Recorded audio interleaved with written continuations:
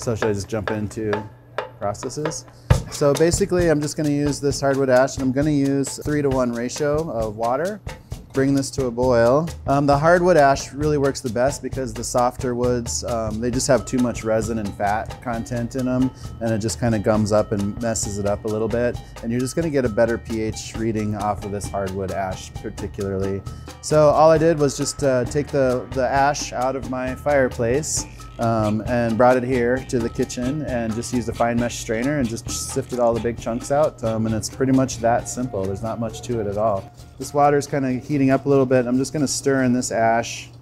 Ideally, you want to bring it to a boil and let it simmer for maybe an hour, and then just kill it and just let it sit in the water.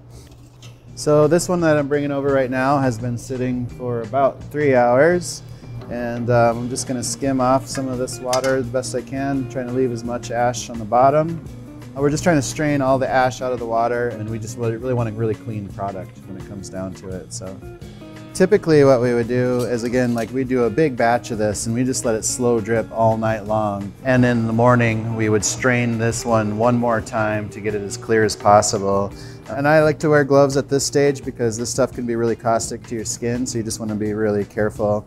I'm just gonna, put this in a lower pot so you can see this color change when we do the nixtamal process.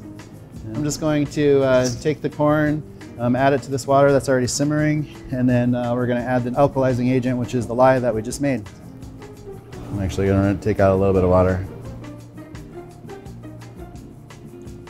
And we've just got this little pH reader, and we just want to make sure again that it gets up to 13, which this one is just almost right on the money.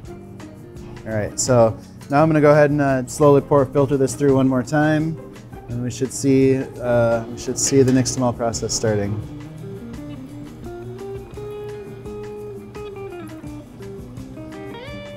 There you go. You see that color change going on right away. So you saw that that really nice kind of dull steel blue, and now you're just seeing all that nice yellow just pop. The lye is working and the nixtamal process is working. And then it's a couple different processes depending on what you want to do. You can just get this to a simmer and just let it sit for a while and let it soak in this water, and then rinse it and cook it to where you want it.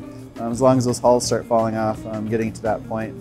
You could boil it a little bit harder, a little bit longer, and go for a few hours, and just testing it until you get to that point where you can start to peel off the outside.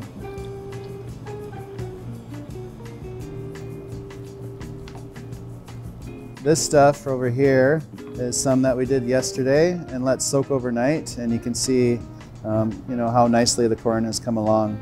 So at this point we can run this through the grinder and start our masa production.